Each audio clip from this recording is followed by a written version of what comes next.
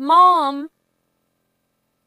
Startled by the voice, I turned around to find a homeless person standing there in tattered clothes.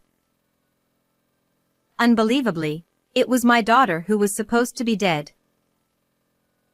Half a year ago, my 16-year-old daughter left for an overseas study program. But just 2 weeks later, she tragically passed away in an accident. I spent my days in a daze, overwhelmed by shock. But finally, I was able to pull myself together and visit the place where she was studying. And there, I encountered the most unexpected reunion. Overcome with surprise and joy, I burst into tears as I embraced my daughter. However, what she told me was an unbelievable and shocking truth. My name is Nancy, 42 years old. I lived with my husband, Jason, and our daughter, Emma. I was a stay-at-home mom, taking care of the house, while Jason was a salesman for a major trading company, constantly traveling around the world. Emma was a second-year high school student, studying hard to be recommended for a short-term study abroad program, which only one student from her grade could attend. Emma wants to go studying abroad? Isn't it enough to stay in the country? Look at me. I've succeeded without doing that.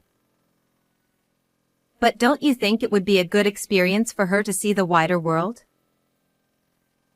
Jason was against our daughter's plan, and as soon as I brought it up, he frowned.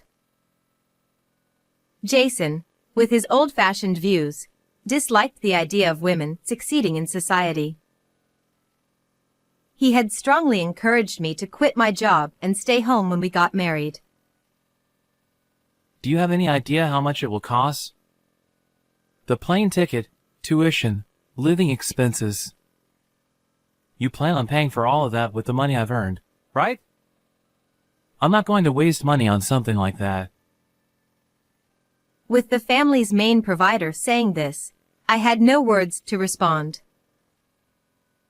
Even so, I was determined to help Emma achieve her dream, so I continued to persuade him. Then I'll earn the money for the study abroad. I'll get a part-time job and still take care of the house. I won't rely on your income. Would that be okay? Please. What? A woman like you working here and there isn't going to make much money. Fine, but if you slack off on any household chores, I'll make you quit the part-time job right away. Jason scoffed at me dismissively, but finally, I got his approval. From that day on, I worked part-time every day, handling all the housework perfectly, cutting back on my own food expenses, and somehow managed to save enough money for Emma's study abroad. Thanks to her efforts, Emma was finally selected as a member of the short-term study abroad program. Though reluctant, my husband eventually agreed to send her off. Mom, Dad, I'm off. And so, with a radiant smile, my daughter eagerly embarked on her journey. However, tragedy struck suddenly. It was 2 weeks after my daughter had arrived in Australia for her study abroad. One day, my husband came home from work, rushing toward me with a pale face. Nancy, please stay calm and listen. I just received a call from Emma's school. It seems she died in an accident. The moment I heard those words, all the strength left my body, and my mind went blank. This can't be. It must be a lie. Unable to accept reality, I was so shocked that I fainted and fell ill, bedridden for several days. I couldn't think about anything and felt as if I were living in a dream. During that time, my husband went to her study abroad destination, leaving me behind as I was too weak to move. What about Emma? What happened to Emma? When my husband finally returned, I asked him about our daughter's situation. But his response was cold. I took care of everything. The funeral was also handled over there. What? You mean it's all over already? What choice did I have? You weren't in any condition to deal with it. At that moment, hearing Jason's words, a hole opened in my heart, and at the same time, a deep anger began to well up inside me. I couldn't be there for my daughter at the end, nor could I say a final goodbye. Despite this, my husband showed no understanding or sympathy for my feelings, nor did he even seem to be grieving. You could have at least called me before the funeral. Stop nagging! Get out of bed and do your chores. How can you say that? Emma's gone now. Get rid of all her things. After that, we never spoke of our daughter again. I couldn't understand how he could remain so calm. 6 months later, after slowly beginning to come to terms with my feelings, I told my husband, I'm going on a domestic trip with some friends to refresh myself. But secretly, I headed to Australia, to the place where my daughter had been studying, to lay flowers for her. So, this is the town where she spent her days. As I arrived and walked through the streets, lost in my emotions, it happened. Mom! Startled by the voice calling me, I turned around. There stood a homeless person in tattered clothes. I tilted my head in confusion for a moment, but then, as I looked closely at the dirted face, it hit me. Emma? The girl standing before me, gaunt and with hair matted like a bird's nest, was undoubtedly my daughter. Tears and shock overwhelmed me, and my heart began to pound furiously. You're alive? How did you end up like this? What happened? Mom, please help me. Hearing her strained voice, I tightly embraced her. It was all him. Everything. It was his doing. As she lay weak in my arms, Emma began to tell me the unthinkable, struggling to muster any strength. I could see deep hatred and despair in her eyes as she looked up at me. It's okay now. You don't have to worry about anything anymore. I will protect you from here on out. I felt a fierce, burning anger ignite within me, something I had never experienced before. The next day, I returned to the US and began preparing to exact revenge on the person who had tormented Emma. I knew that unless they paid for their sins, my daughter would never find peace. 2 weeks later, I found myself sitting across from my husband at a restaurant. It was his birthday. The soft candlelight on the table flickered gently, creating a special atmosphere. It's been a while since we've gone out to eat. Just the two of us. He was in high spirits throughout the meal, and after finishing his dessert, he let out a satisfied sigh. This is your birthday present. Go ahead, open it. I handed him a large book. Oh, is this an album? Yes, I've compiled all our memories together into one book. I smiled sweetly as Jason, clearly intrigued, opened the album. Did you make this? Impressive. Let's see. Oh! You even included photos from before we got married. For once, his voice was lively as he eagerly flipped through the pages. This is from our wedding. And this one is our honeymoon. As he continued to turn the pages, memories seemed to flood back, and his expression grew more sentimental. This must be when Emma was born. Huh? But as soon as he turned to the next page, his expression darkened. I didn't miss that change and smiled to myself inwardly. Oh. Jason? What's wrong? He had turned pale, and a faint sweat appeared on his forehead. No wonder. Page after page, intimate photos of him with another woman began to appear. There were photos of him dining happily with her and walking hand in hand. These were pictures I had painstakingly collected after returning from Australia up until this day, documenting his affair. Clearly flustered, Jason's eyes darted around as he tried to come up with an excuse. Why are these in here? By the way, who is this woman?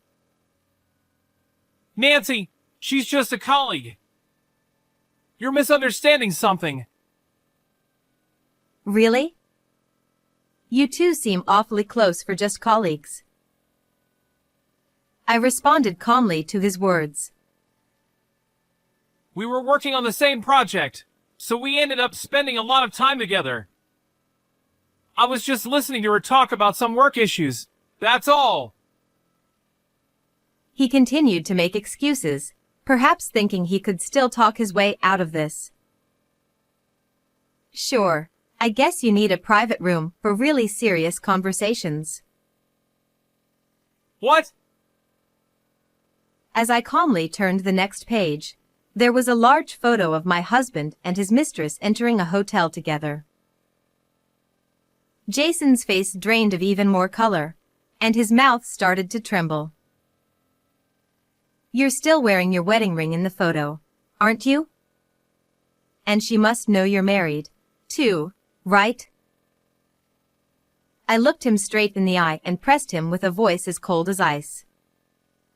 Finally, as if he had given up, he teared up and tightly gripped my hand. I'll confess. After Emma died, I lost it and had an affair. It was just a moment of weakness. Please believe me. Indeed, the photos in the album were all taken after our daughter was gone. You must have been hurting, too, after losing her. Yes, it was like losing an arm. I just wanted to escape from reality. Misunderstanding my words as a sign of sympathy, he quickly tried to adjust his tone. But to Jason, I muttered, lies, all of it. I quietly pulled out my smartphone. Then who do you think took this video? He stared at the screen in disbelief for a while, as if he couldn't comprehend what he was seeing. This is a video of you with her in Australia, isn't it? Were you on a business trip together? You must have been really busy fitting in dates between meetings. Jason remained in shock for a moment, but suddenly, as if something had clicked, he grabbed me with incredible force. When did you start spying on me? You hired a detective? I can't believe this. Jason, taking advantage of the privacy of the room, started shouting angrily. He then slammed the album onto the table with a loud bang. But I wasn't intimidated. I'm going to call the person who took this video, and the three of us can have a little chat. With that, I dialed a certain number. Don't you dare. What are you trying to do by calling them? Do you enjoy cornering me like this? As his frustration grew, I calmly ended the call and waited for the moment to arrive. This will reveal everything. A few seconds later, The door to the private room opened, and a woman stepped inside. Dad, it's been a while. It was my daughter, Emma. Why are you here? I left you in Australia. In his shock, Jason nearly blurted out the biggest secret he'd been hiding for the past 6 months. He quickly caught himself, realizing his slip-up, but I didn't miss a word of it. That's right. Emma was supposed to have died in Australia. Because of you. That's not true. Jason, trembling and holding his head in his hands, was clearly panicked. Emma, facing him, began to speak calmly. I was really surprised back then. I never expected to catch you cheating during my study abroad. Shut up! Be quiet! But when you saw that I recorded the video, you were so scared that your affair would be exposed. And that's why you... Enough! Stop it! He tried to silence her repeatedly, but Emma didn't stop. You took away my phone and wallet, drove me far away, and left me stranded. That's right. I had heard this shocking truth from Emma that day in Australia. The story about her death had been a lie Jason made up to cover his tracks. I couldn't believe he'd go to such lengths to hide his infidelity. She had set up her phone to automatically back up data to the internet in case it was stolen abroad. Jason had assumed taking her phone would be enough, but I managed to retrieve all the evidence. Emma didn't die in an accident. You're the one who put her through hell. That's a misunderstanding, right? Emma, please, help your dad! He stretched out his arms in a fatherly gesture, trying to embrace her, but Emma forcefully slapped his hands away. I begged you to help me so many times back then, didn't I? And you ignored me. After walking for days, Emma finally made it back to her school, only to find that Jason had already completed her withdrawal and had cleared out her dorm. With her English skills still developing and without any close friends or anyone to turn to, she was left completely alone. Not knowing what to do, Emma sat dazed in a park until a kind homeless woman helped her. Thanks to that woman's assistance, she managed to survive until she found me. I can't see you as my father anymore. I'll never forgive you. For the past 6 months, Emma had clung to the strong belief that she had to return to America, and now she was glaring sharply at Jason. It's all a misunderstanding. If we talk it out, you'll understand. Are you still going to play dumb? Let the police decide whether it's a misunderstanding. I'm smarter than both of you. I'll find a way to get away with this, no matter what. In his heightened emotional state, Jason seemed to forget he was in a restaurant and started yelling, throwing spoons and forks at me. I'm not worried. With evidence this clear, we'll be fine. What could someone like you, who's only ever worked part-time, possibly do? Hearing those words, I suddenly remembered why I really wanted to support Emma's study abroad. Every day, Jason had belittled me, saying, "What could a housewife like you possibly know?" I wanted her to see a bigger world, to fulfill the dreams I had once held for myself. Don't underestimate me. I clenched my fists and glared sharply at Jason. Just then, as if cowed by the intensity of my gaze, he froze, and we heard the distant sound of police sirens. You see, Before I let Emma into the room, I'd already called the police and asked them to come. Looks like they're here to pick you up.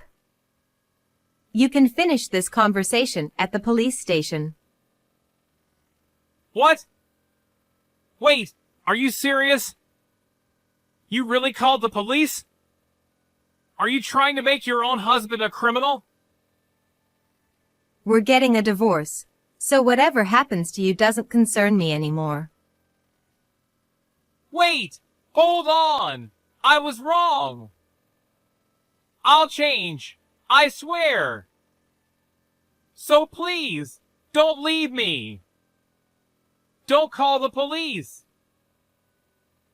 Crying, Jason clung to me, but I brushed him off without a word. When he tried to cling to Emma next, she, of course, rejected him as well. Finally realizing it was over, he collapsed to his knees. Later, Jason was sentenced to prison for endangering our underage daughter, and he was also fired from his job. I divorced him and demanded $20,000 in alimony. I also sought $15,000 from his affair partner. Word of their relationship quickly spread through the company, and after paying me off, the woman left the company and dumped Jason. Jason's parents disowned him, leaving him with nowhere to go, and he ended up homeless. Emma was able to return to her studies in Australia and resumed her journey toward achieving her dreams. I found a new full-time job. Seeing Emma's determination to view the world with wide eyes gave me the courage I needed. Now, I'm living busy yet fulfilling days for myself. How was today's story? Don't forget to subscribe to the channel. I'll see you in the next video.